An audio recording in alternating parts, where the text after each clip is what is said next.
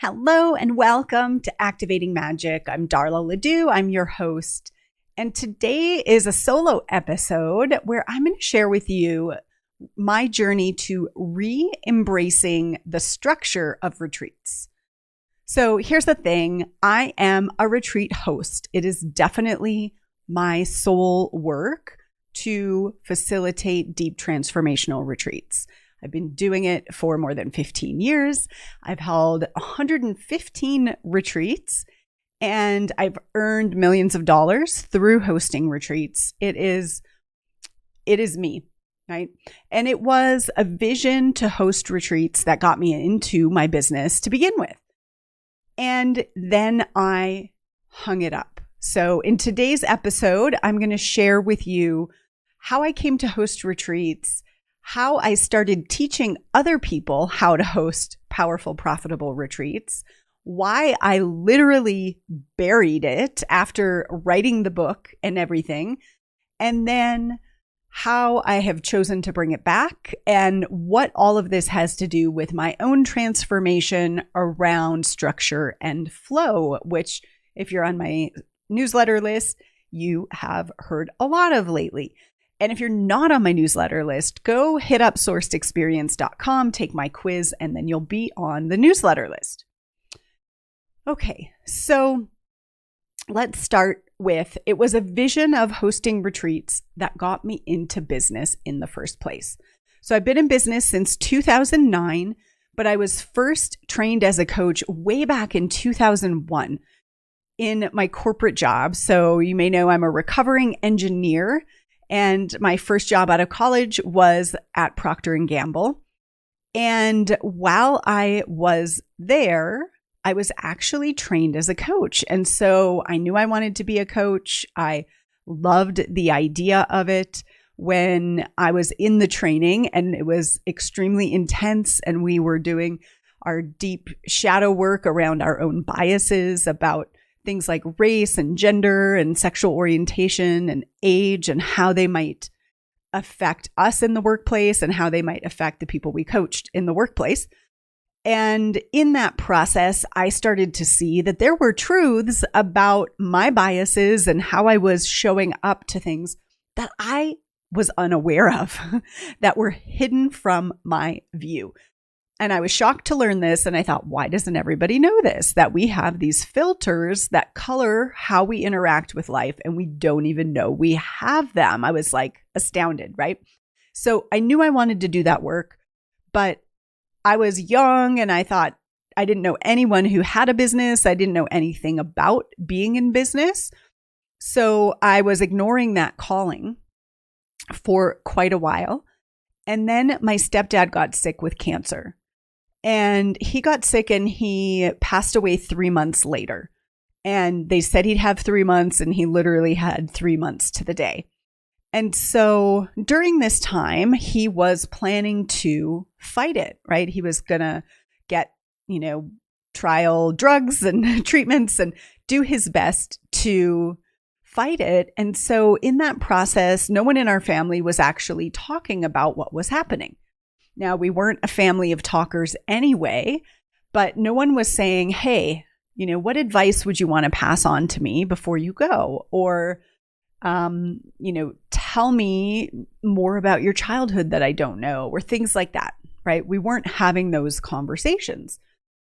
And because no one wanted to say, you're going to die, right? There was a bit of denial going on. And I knew I wanted to have these truthful conversations, but I didn't have the skills that I have today to be able to do that. And so I started searching online, and this was quite a while ago. So it was an ambitious idea, but I started looking for places that you could go as a family to have these conversations, like almost where they would force you to sit and talk about the truth, tell the truth, right? Kind of like had happened in that corporate training, which was essentially a retreat.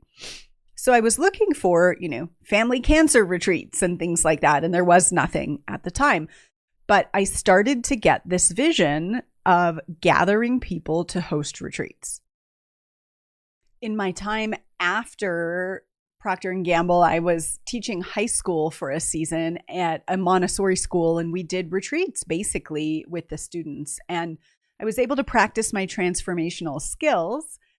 And basically, I began to see how energy shifted in these groups of students. It was the first Montessori high school in the country that was public. And, I was hosting these experiences and watching the students change. And I thought, this is all I want to do. This is all I want to do. And then I ended up in a landmark education training. I became trained as a facilitator there. Some of you maybe have done some of their training. And I took a lot of tools in my toolkit and learned to really be more confident in guiding and embodying truth. And so it just made natural sense as I finally went to coaching school, got a certification, started my business, that I would have a vision of hosting retreats. It's like I had thought about it for a long time and I was ready. And I was helping people grow their business, any kind of business really, but I was using transformational work, helping them shift their energy into alignment with their goals. And one of the ways I did that I delivered my services was through live retreats. So when I hosted my first retreat, I was terrified, and I'll probably share about that somewhere else. But I began, offering programs that included retreats, and I was spending, a good portion of my time during the year hosting retreats. We'd have 3 within the core program and a couple additional that people could just buy one-off. That was like an entry into the high-level program. And so I was traveling. I was hosting retreats. People's lives were changing. They were really connecting. They loved it. And people would kind of pull me aside on the break and say, hey, I really just want to have a business like yours. How do I do that? And, I was coaching them on wherever they were and what their next step was and helping them keep their energy in alignment with their goals and all of that. But I wasn't teaching any specific business model, right? I was teaching you should have a business model and, an ideal client and where are you taking them and what are the offers in between that get them from the pain at the bus stop to, the benefits at the destination. And I had a whole model I was teaching, but I wasn't specifically teaching about retreats. And this kept happening. And so I finally embraced that and decided to come up with a way to teach people that specifically. And after doing it for a while and it was successful, I wrote the book Retreat and Grow Rich, and I created a program based on it and a live retreat based on it. And that really became my new business system. My retreat was selling easily. My programs were filling. I was making great money. I was traveling, doing all the things and having a great time. Until I wasn't, right? So you can kind of imagine that was coming next. In 2019, all of a sudden, one day, I didn't want to do it anymore. I was tired of helping people host retreats that I didn't think they were actually going to follow through on, right? So I would have 16 people in any given retreat, and maybe half would eventually do a retreat, and the other half, really, I knew they wouldn't follow through, and I could tell. And I just got tired of it. I was kind of tired of traveling at that point because I was constantly, going to a different place, and which was great until it wasn't. And I decided, you know what? I think I need to do something else rather than look at what was really going on and solve the real problem. I decided to quit. Now, here's the thing. I think everything is sourced, and I do not think this is a problem. 2019, I decided, hey, I don't want my life to be about helping people host retreats anymore. So guess what? When 2020 came along, I was prepared. I was ready to pivot and do something different. And at that point, I wrote my second book, Shift the Field, on my shelf back here. And developed a whole new business and a whole new body of work. Now, it wasn't out of nowhere. So similar to how people had asked me how to have a retreat-based business and I figured out how to teach it, what had been happening in the season leading up to this is people would pull me aside and they would say, hey, how did you know to ask that question? Because I would do a lot of live coaching within my retreats and, people could feel that was where the magic was happening. And so they started asking questions about that. How did you know to ask that question? How did you know to dig in there? How come you didn't answer this person's question? How come you didn't coach them? How come you did coach them? How did you decide when to do this? And so there were a lot of questions about the how to and the beingness and embodiment and the skills of being a powerful coach and retreat leader. So as I knew I wanted to stop focusing on helping people, develop their retreats, and then COVID happened, I started, hosting an event called Shift the Field Live, where I was teaching people how to have transformation confidence. What are the skills? What are the tools in my toolkit that you can use, borrow, steal, get certified in, actually, to help you know how to handle what arises when you're leading your retreat. So this was not all for nothing. And I really pivoted to focus teaching those skills for leading virtual programs, right? Whether it's one-on-one coaching, virtual groups, or virtual retreats during the COVID season. Everything really was working and flowing once again. Shift the Field Live and offering my certification program, and life was good. And then it stopped working. So again, you can kind of see this theme here. Last year, it all stopped working, and I recorded a separate episode about this, so you can go back and find that. And here's the thing. I believe everything is sourced, and when it stops working, it's a sourced experience. And so I've been in deep reflection, why it stopped working. What do I really need in this season? What am I craving now? How am I meant to lead? How do I best use my gifts and talents to serve people in a way that makes my life easy and fun and playful, which, is really what I'm going for and always have been. So this year, and again, I speak about this in the other episode, I had a real breakthrough around structure. And this is the theme of the episode is the structure of retreats, right?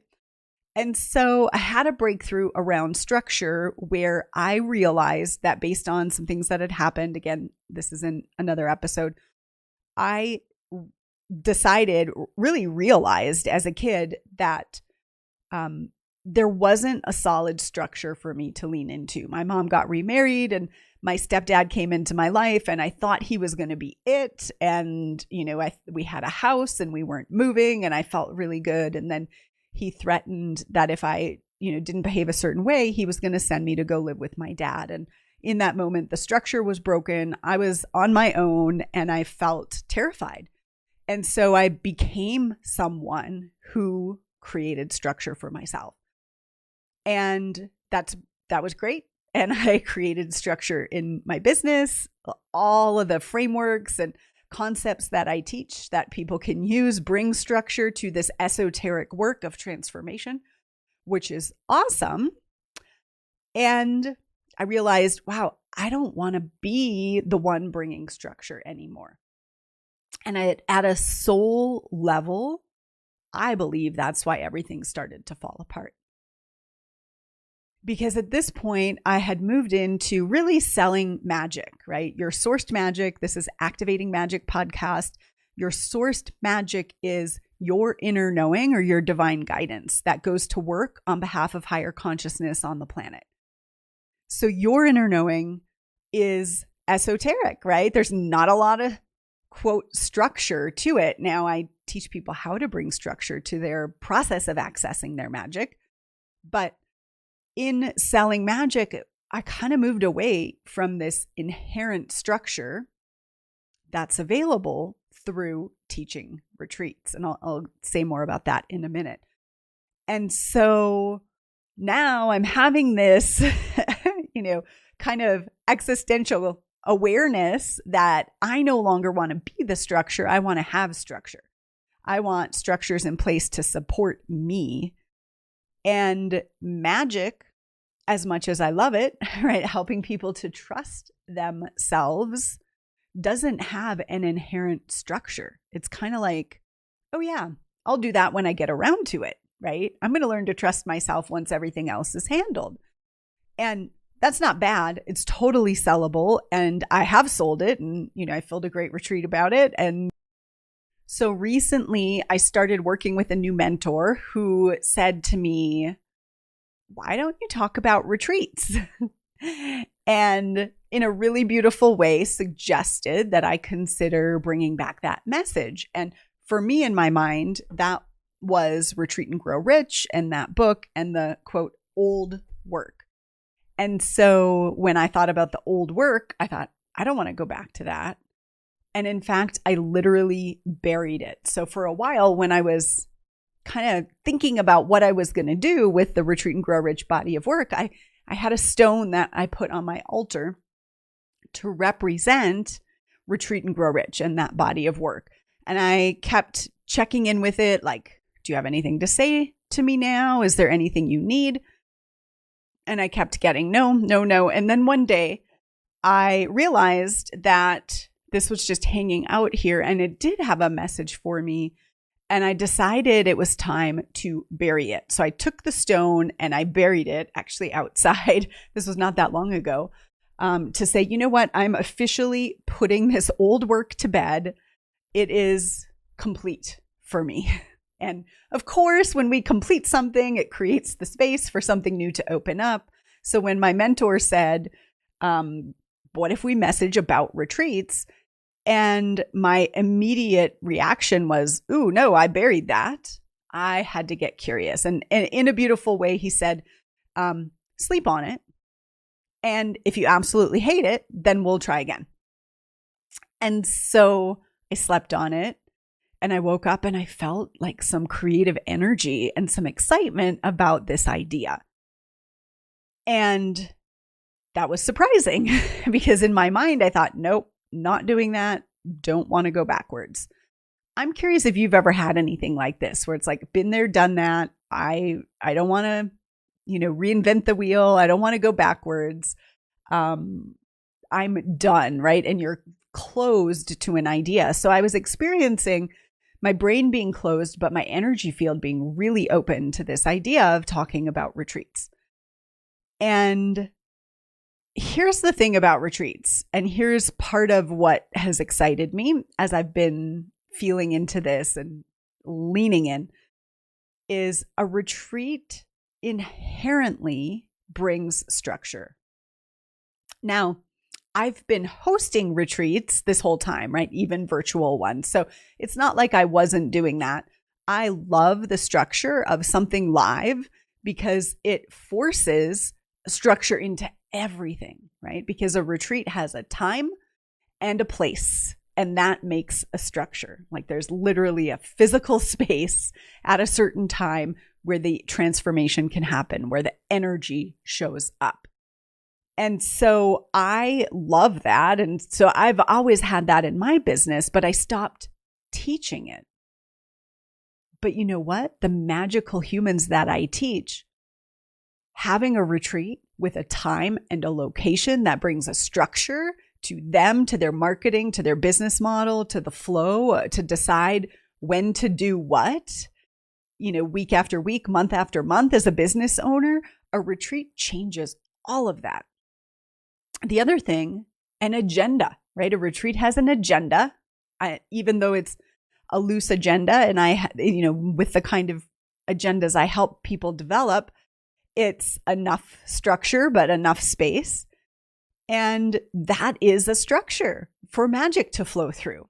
So the retreat model is so perfect for magical leaders who want to bring some structure they can flow in without being too boxed in.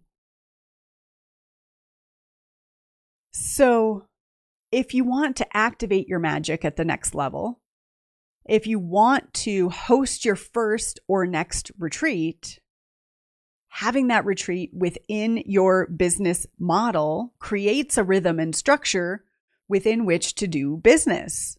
You just know what to do. And that's, I think, what most magical beings are looking for, is this structure that holds them but doesn't suffocate them.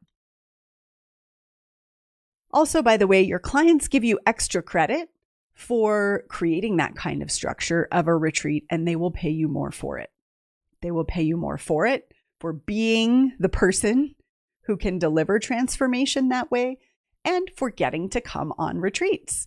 So I've developed a new program called Retreats That Shift the Field that really brings both of these together. If you're curious about it, you can message my team at support@sourcedexperience.com or ping me on social, and I'll let you know a little bit more about it. But here's the juice. Here's the juice. So my mentor says sleep on it.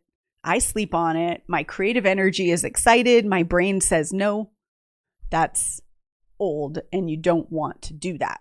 You're mad at retreats and you don't want to teach them. Well, I know when I have a reaction like that, I've got to get curious. And so here's what I discovered. As I said, I had quit in 2019. I had decided I'm not doing this anymore. So I looked back at, why did I decide that?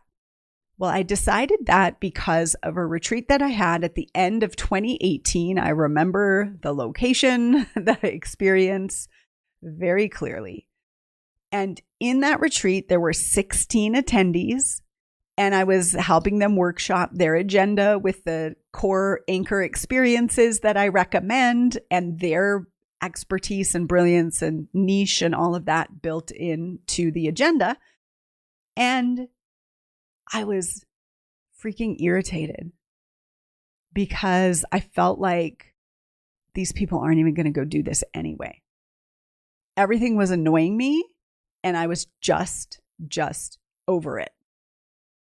And I didn't want to keep working that way, right? I didn't want to be annoyed and do the things when I was over it. But what I didn't look at, what I didn't have the wherewithal to tease out at the time, was that wasn't really about them. It wasn't about them, and it wasn't about teaching retreats. And had I been in a different space, I probably would have problem solved it by saying, oh, how do I screen out the people who aren't serious? That's a simple marketing question.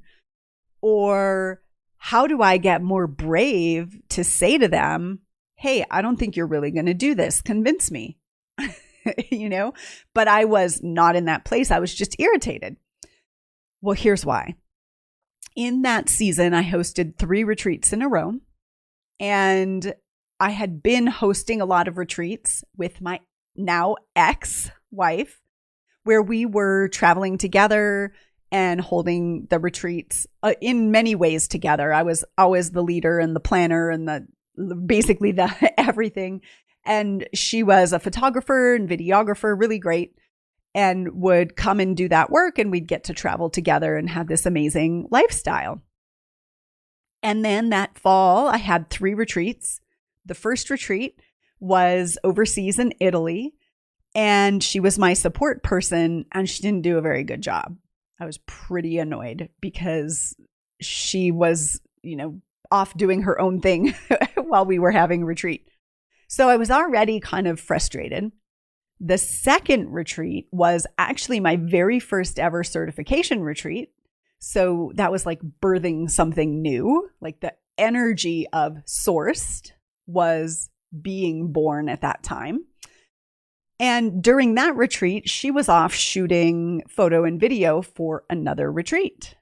And then the third retreat was the one where I quit. Now, I didn't quit in the retreat, right? But afterwards I went, I don't want to do this anymore. Well, what really happened, which I haven't actually ever shared before, is during that second retreat when we were apart was the first time that she cheated on me. And she came back from retreat really excited to tell me about how she had slept with someone. And we didn't have an open marriage. That was not something that was an agreement on the table. And I was devastated. I was shocked. I was devastated. I was beyond upset. And the next day, there was one day between retreat 2 and 3. The next day, I had to go lead another retreat. And I had to get in front of the room, right? And I've shared this story without the detail of what happened several times because I had to be the retreat leader, even though in my world, my life was falling apart, right? I had to stand in front of the room, tell stories, facilitate transformation, guide the development of these retreats when my heart was breaking. And what's amazing is that my magic really took over and it was wonderful. And I had to really lean into trusting that I am magical, source is with me, and we are going to deliver this even though we aren't at our best. And so that was a beautiful learning. But recently, when I started to imagine helping people host retreats again, and I thought about Retreat and Grow Rich, and I thought back to that retreat and that conference room and that hotel room I stayed in during the event, and the pain and the sadness and the frustration and devastation and the coming face to face with my own truth that my relationship and my life were not what I thought they were. And that, if I'm really honest, I kind of knew that at some level. And this just showed me. And so here I was hosting retreat, and I still think I did a good job and I did no harm, and like people got plans made, they had breakthroughs. And I was judging them, not all of them, but some of them, because they weren't going to follow through. And as I reflect on this now, this is what happens when we host retreats is our world is our mirror. I knew at some level that I wasn't going to follow through on having the boundary that felt good for me in my marriage and leaving my relationship. And so because of that, I was judging everybody else for this quality I knew I had. Took about a year and a half before my ex was in a full-blown affair, and I eventually discovered it and we parted ways. Different person, different situation. But I didn't leave the first time, right? I didn't trust myself. I didn't act on what I knew to be true because I didn't want to know it. I didn't want to see it because I didn't want to be twice divorced. And I was attached to my love story and I wanted it to be the way that I wanted it to be. And I didn't want to embrace what was true. So in that retreat, rather than call people out on what they didn't want to embrace or see that was true, I just got annoyed and I quit. Now, I'm sharing this for a couple of reasons. I'm going to highlight the lessons here. This isn't just my own personal therapy. One is whatever we don't want to look at or clean up in our own life will become a mirror in our life. It's a wonderful and beautiful thing, and it's also challenging and really painful. The second thing is, I'm curious if you've ever quit something without knowing why you were really quitting. So I decided to quit that entire body of work that had been working, that I had worked hard to create. Now, it happened to be well-timed with COVID, but I didn't really know the real reason that I was quitting. I hadn't unpacked it. I decided, and then I made it seem in my mind like it was sourced. But the truth is, I was hurt. I was wounded. I did not want to look at the source of it. I didn't want to tell anyone what had happened. And so I buried it. And I had no idea that that's what had happened. My third point is we've got to clear the energy. We've got to clear the energy when a trauma happens, right? It was a trauma. And I didn't do it then because I had to get on stage. And then afterwards, I knew, I did a lot of things to try to heal my relationship, from therapy to various support structures. But I didn't want to look, right? I didn't get to the place where I felt clear about what had happened, where I felt like it wasn't still between us. And so coming back to the work of retreats and looking at, just even looking at the book, Retreat and Grow Rich, and thinking about that retreat that I was leading at the time, I still felt a resistance because I hadn't cleared it. And so part of sharing this story is actually clearing it for me, but I didn't have to share it to clear it. I went back and I did the work, right? I did, in my certification, we call it 3 circles. I 3-circled it and I saw, oh, there's the pattern. Oh, that's what was going on. And that's why I got annoyed. And that's why I quit. And so being with the 2018 version of Darla, who was wounded and traumatized and terrified, and just helping her feel those feelings, is how we clear that energy to make space to re-embrace the body of work from a new level. And that's what I'm doing. So I'm really excited about it. I'm excited to host retreats that shift the field. It's a whole new elevation of the work of helping people to put on transformational retreats and develop their business around that, and to be the person who can cause that transformation. And here's the thing. I really believe in transforming out loud. I believe that my vulnerability serves. And we are not perfect, right? So the me that decided, ooh, this is too painful to feel, I'm going to bury it right now, was human, right? Like, oh, I can have such deep compassion for the version of me that did that. Because guess what? 2 years later, when she was going through divorce, it was really freaking painful. So of course she tried to avoid it. And what I want you to know is, being a guide in this work of transformation doesn't mean you have it all figured out all the time. And it does mean that you have the tools to work with it. It does mean that you have the tools to work with it. That's what's needed. So I went on a whole journey of, burying a body of work in order to avoid feeling the feelings, but I have the tools and I know how to feel the feelings, and I've done that now. And the space is clear in which for me to create again. In the 115 retreats that I've done, I would say about a third of them were front-end retreats with strangers who were new to me. And in those retreats, without fail, people are coming with this kind of stuff, this unresolved energy. Something happened. I was terrified to feel the feelings. I didn't want to deal with the consequences if I really paid attention, so I buried it.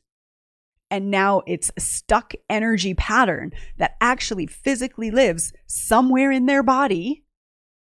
And it is preventing them from doing the thing that would so easily and naturally help them to make money or find love or lose weight or whatever it is. And that is the work of transformation. And that is the work that we do in transformational retreats. So someone comes in and says, oh, I really want to host retreats. I've been dreaming about it for a decade. I keep not doing it. I don't know why. Well, guess what? We will find why, and we will shift the field and align you with that vision. And that's the magic. That's activating your magic. So, in summary, I'm really excited about helping people have the structure of retreats within their business model to allow them to be more in their magical flow without having to be the structure, because they have a structure. Place, time, agenda, exercises, tools in their toolkit, all the things that help them to make their clients really amazing clients because their energy is aligned and they're ready to rock it out, whatever it is that you do. I hope this is helpful. Please let me know what you're taking away, because I felt really compelled to share about this today and I would love to hear. You can get on my list over at sourcedexperience.com and take the quiz, or email my team, support@sourcedexperience.com, and we'll tell you about the new program. This is Darla Ledoux, your host. Let me know if you like these solo episodes, and we'll see you soon.